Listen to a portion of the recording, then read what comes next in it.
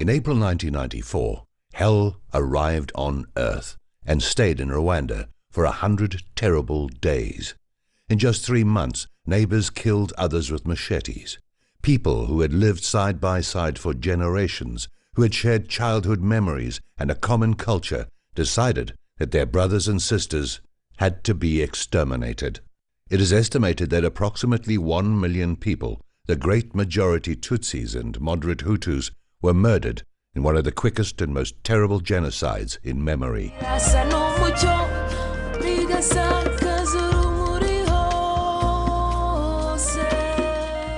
We speak one language, we have one culture, and we have one belief before foreign beliefs came to Rwanda.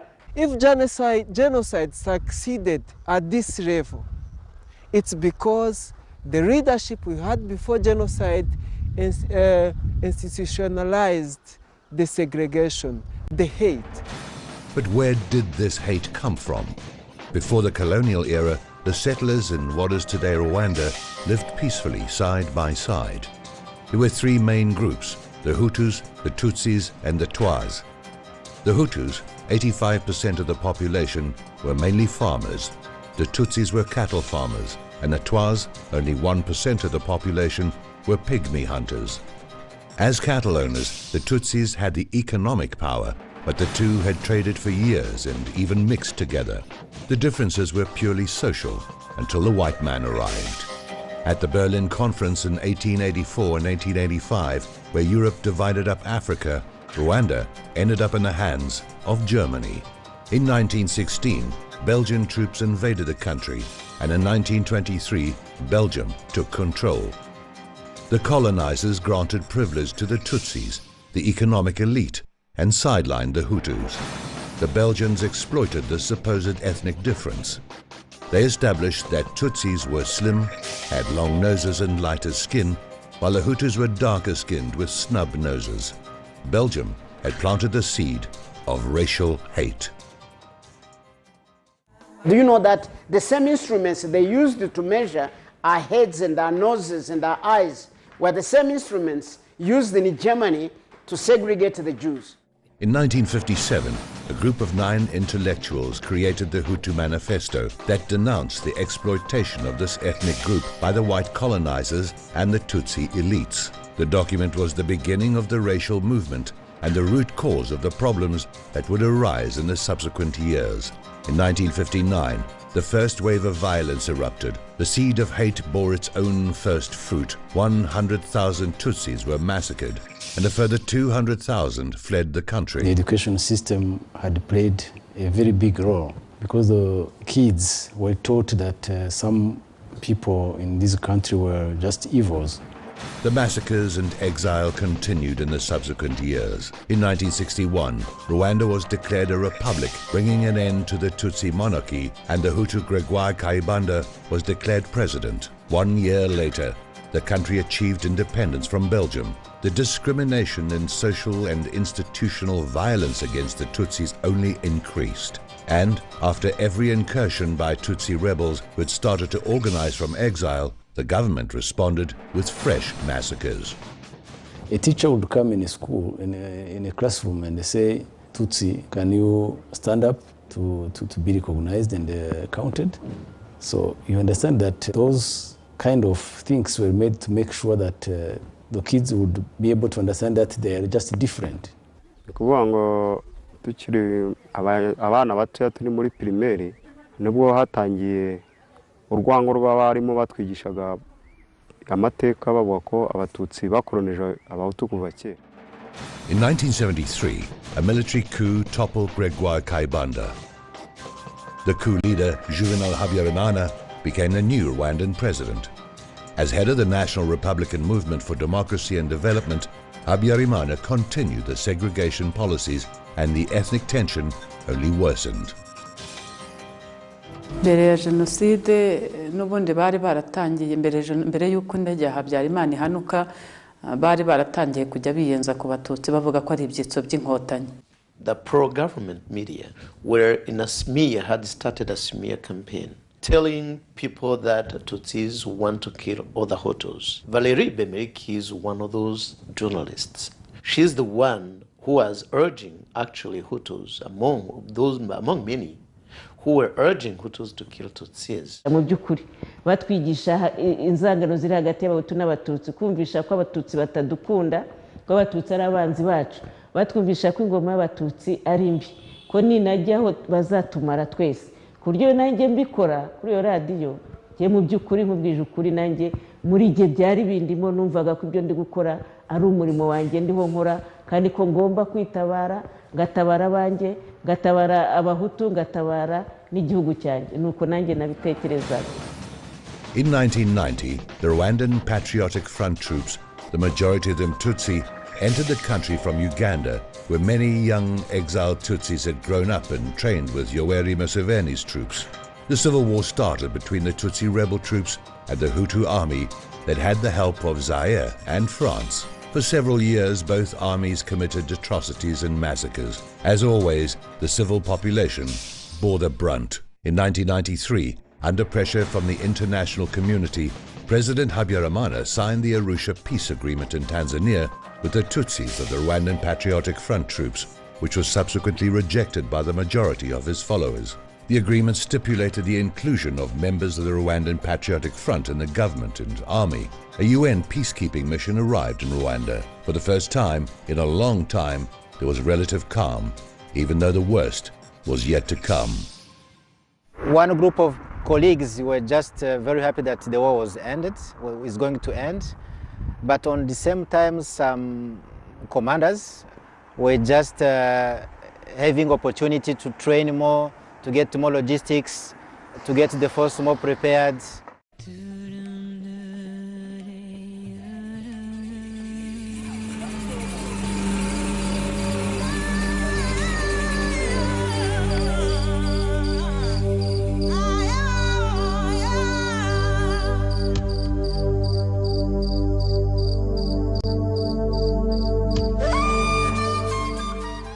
At 8:20 p.m. on the 6th of April 1994, when the Rwandan President Habyarimana was returning from signing the Arusha peace agreement, a presidential plane was shot down by 2 missiles in the vicinity of Kigali International Airport. Officially, it is still not known whether it was Hutu radicals unhappy with the peace agreement or Tutsi rebels who had assassinated the president. But the attack was the last straw and led to one of the bloodiest exterminations in recent history. Here the announcement from Minister of Defense that nobody is allowed to leave his sector because of the death of the president. So that's when immediately started genocide. In the morning I told all my children that you guys do not go out because we do not know what is outside there. And my son, who was then 14 years old, went out to see a friend of his. And by the time he arrived, his friend had been killed with his mother and his 6 sisters and 2 neighbors, and all of those dead bodies fresh, some of them not yet completely dead. On the morning of the 7th of April, government soldiers and street militias placed checkpoints on the roads and started their murderous spree from house to house looking for Tutsi neighbors. That day, Agathe Uwilingiyimana, the Rwandan Prime Minister, was assassinated along with 10 Belgian soldiers from the UN peacekeeping mission. The Prime Minister had defended the peace agreement with her rivals from the Rwandan Patriotic Front. Byari ibintu bikaze kuko nyine batwikiraga abatutsi abo basanze mu ngo bakabica. Ubwo rero habayeho gahunda yo kugira ngo abatutsi bahise batangira kwihisha, bamwe bakajya barara mu bihuru, abandi bakajya kwihisha ku bantu b'inshuti zabo z'abahutu. Baraza tugera hano, ngewe ubwanjye nageze hariya kubera kugwirana n'abantu bahita bankubita umupanga hano kuri uyu musaya. Ubwo nahise nikubita hasi n'ubwenge bwahise bubura, batwahukamo baradutemagura. Ubwo nari impetse umwana w'imyaka 3. Ibikoresho twakoreshaga umuntu yabyivaniraga iwe, wakoreshaga impiri n'umuhoro n'imipanga, ariko bitabuje ko hari abahoze ari abasirikare ba Habyarimana bari bararangije igisirikare bagendaga baduherekeje barahawe imbunda. Lots of Hutu citizens, armed with machetes, knives or guns, chased after their neighbors, friends and even family members. Meanwhile, the radio station RTLM encouraged the Tutsi massacres and even indicated their hiding places. nuko kuhavuga kuri radio tukavuga ahantu runaka.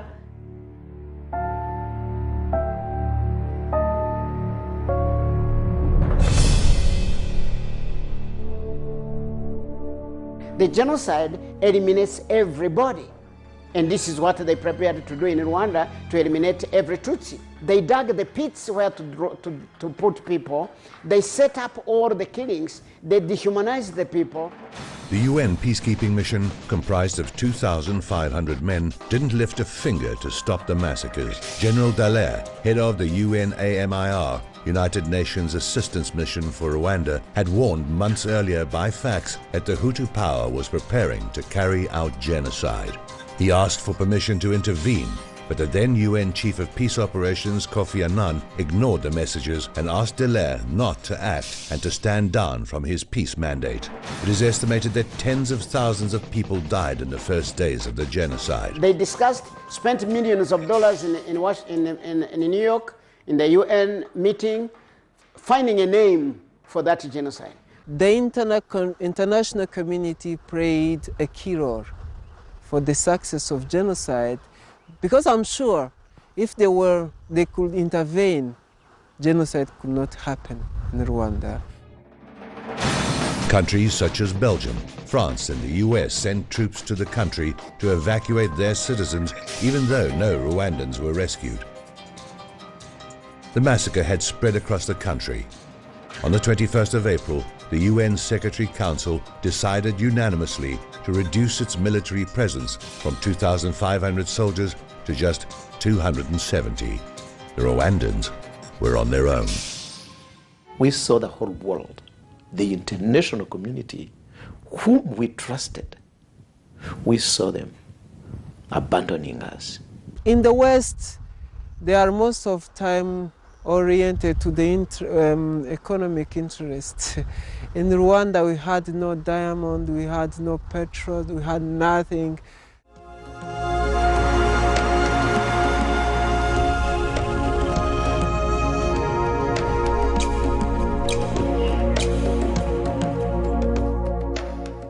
To travel in Rwanda today is to discover impressive places, areas with dramatic histories. One of them is Murambi in the south of the country. Some 65,000 people from nearby villages ran to find safe refuge in the town's technical school. Word had spread that French troops were there and the Tutsis thought that they would be protected. Instead of being humanitarian operation, instead of helping victims in danger, they served as a shield of perpetrators to continue their plan of extermination. Within a few days, the French troops had abandoned the refugees to their fate, crammed into the school in Murambi, and let the killers enter the site. Juliet Mukakabanda managed to survive, even though her husband and children were not so lucky. Their bodies lie mummified with hundreds of other cadavers exhibited in a memorial on the site. Kayacisha mu idirishya hano bakayadutera twari utwuma dutambitsemo nk'uko nguko umugabo akayora yayandi baduteye akayabasubiza. Ubwo rero bagiye kuntera icumu mu musaya bayacishije hano mu idirishya, umugabo aravuga ati nimuhave nimusigaho niba mwaje mushaka ubwoko mwinyicira umugore ni mushiki wanyu. Ubwo rero barebyemo baravuga bati turabona yego ari umuhutu ariko niba ushaka ko tumukiza mubwire yururutse cyo cyana hetse asohoke kuko nta mututsi uri buve maha nubwo yaba yavutse uwo munsi. In mid-July 1994, the Tutsi troops took control of Kigali, putting an end to the genocide. The Hutu government fled to what was then Zaire, today the Democratic Republic of Congo. The Rwandan Patriotic Front established an interim government, ushering in a new chapter in the history of Rwanda. I saw mass graves. I saw dead bodies loitering over the hills, and some of them being eaten by dogs and vultures.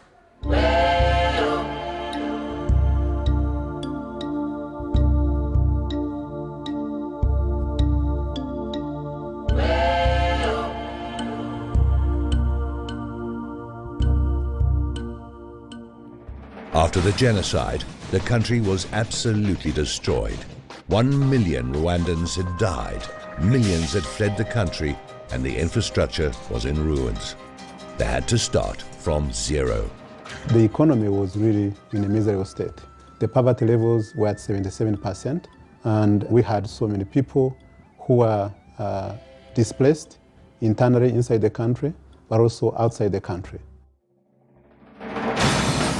The Rwandan Patriotic Front took power in the country, while some of the instigators of the genocide hid among the millions of innocent Hutu refugees who were forced to flee to the refugee camps in what is today the Democratic Republic of Congo. The living conditions were terrible. Cholera outbreaks killed people rapidly, and the Tutsi army decided to cross the border to spread panic among the Hutus.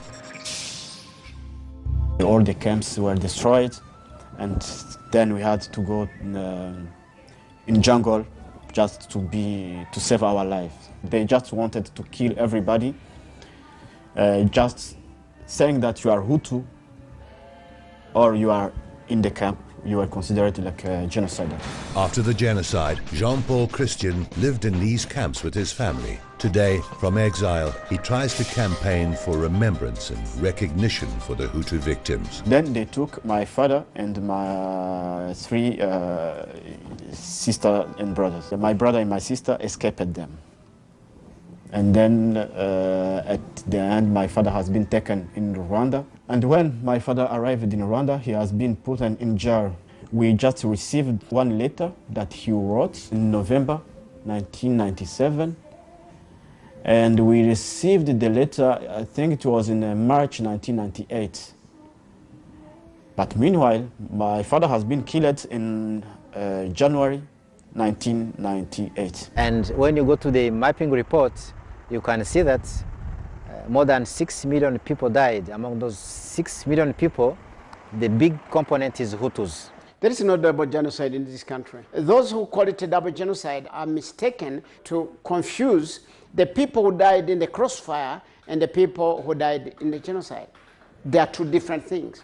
In my speeches, I'm more than clear. I talk about the genocide, but this is not a good reason not to talk about other people who were killed. There is no good killer.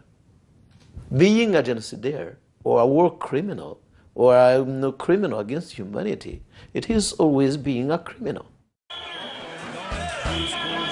According to many organizations and various legal trials started by foreign judges, Rwanda suffered a double genocide in which the victims were not only Tutsis.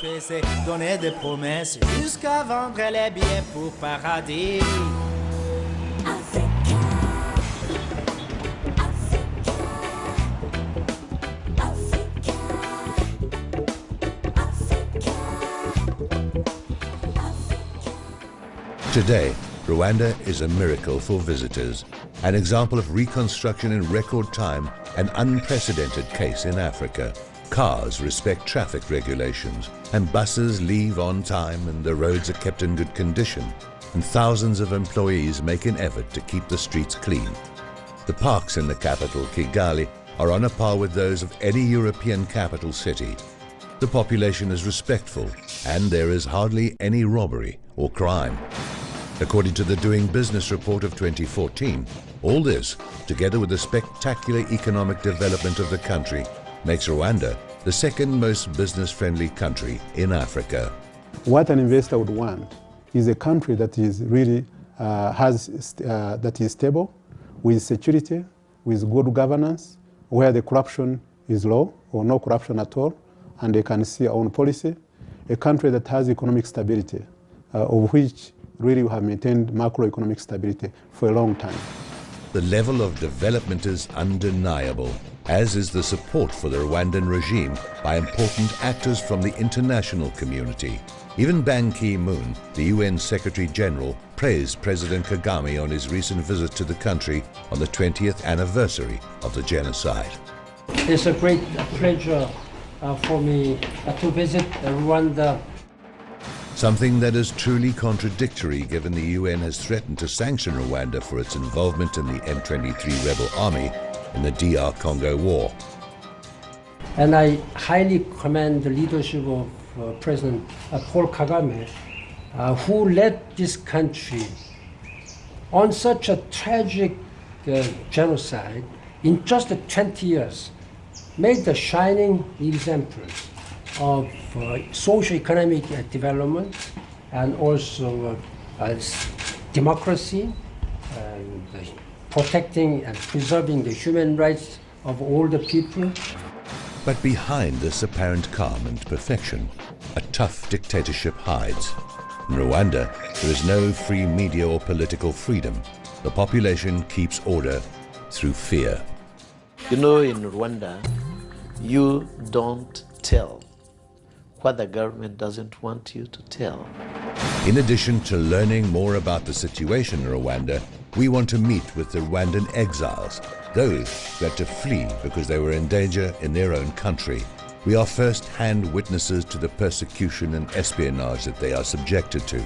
After the recent assassination of the opposition member Patrick Karegeya, former head of Rwandan intelligence, in January in South Africa, no opposition members feel safe, even when they live outside Rwanda. This man is called Jean-Marie Mikomboro. After gaining his trust, he agreed to meet us in a town 50 kilometers outside Brussels to tell us his story. He was part of the Tutsi rebel troops led by the current president, and according to his version of events, it was Paul Kagame who allegedly ordered the downing of the presidential plane in 1994, leaving the country without a president and sparking a genocide. The decision maker on that so sad operation was Mr. Kagame, because Kagame, as I told you before, as the commander of the armed branch, was not pro peace. This version is also corroborated by a 2008 Spanish National High Court order. In this order, Judge Andrew accuses Kagame and other RPF senior officials of crimes against humanity and of the assassination of President Habyarimana. If he has not shot the plane, the Tutsis would have not been killed at that point. At one point in the interview, a top-of-the-range car drives up to the area where we are meeting and stops. An African man points his mobile phone at us and spends 20 seconds taking photos of us. We ask him to leave, but he continues until he gets the material he wants.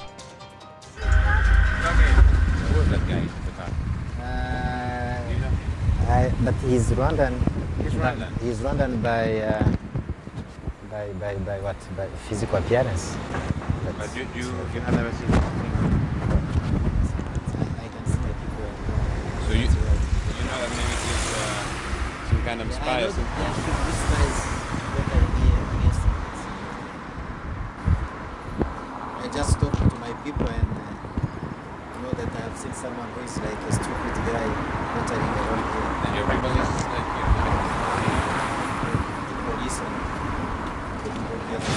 Jean-Marie Mikomboro is not the only person to be threatened for criticizing the current government of Paul Kagame. In Belgium, we met Paul Rusesabagina. Welcome to the Mikoline. I am Paul Rusesabagina, the house manager. He may not be known by name, but his story inspired the film Hotel Rwanda. Rusesabagina, who worked as the manager of a European hotel in Kigali, helped to shelter over 1,000 people in the Hotel des Mille Collines. Today, after criticizing the Rwandan government over the killings committed by its army, its involvement in the DR Congo wars and trafficking of mineral resources, is persecuted and lives in exile between Belgium and the US. Today, you have a government following its opponents into exile to kill them.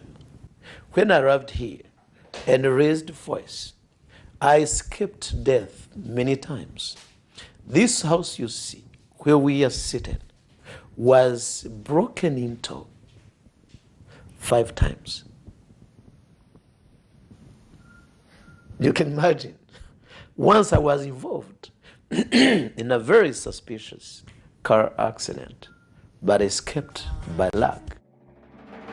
The Des Mille Collines Hotel is still there, indifferent to its history. Nobody in Rwanda dares to speak well of Rusesabagina in public. His autobiography is banned in the country, and the film is not on sale. I'm sure if I go to the embassy right now and ask for a visa, they will immediately stamp my passport, I mean my Belgian passport, because they want me dead or alive. The current government has been accused of favoring the Tutsi minority, repressing freedom and killing opponents. Despite this, the official discourse speaks of reconciliation and forgiveness. The government has eliminated the words Tutsi and Hutu and has banned discussion of any victims that are not Tutsis. But the ethnic distinction, despite the official messages, remain fully in force in the day-to-day life of all Rwandans, even though very few are willing to admit it publicly. I think it is very hard to convince people that they don't have there is no Tutsi, there is no Hutu, because you know who you are. You know who you are. You are Rwandan, but before you know who you are. The reconciliation is really and is possible because of the leadership in which we are trusting. With the political view of the Rwanda government now, it's impossible to remember our victims. We've been always practicing the winner's justice. We've been always trying to find a solution to our conflicts through guns. So as long as we do it that way, to me, reconciliation has never started. Only 20 years have passed since the Rwandan genocide. Despite the apparently harmonious coexistence, there are still many wounds to heal. Today's children, far removed from the dramatic past of their parents and grandparents, will be the ones who can build an authentic reconciliation that will enable Rwandans to live in peace again. Leads us into a brighter future.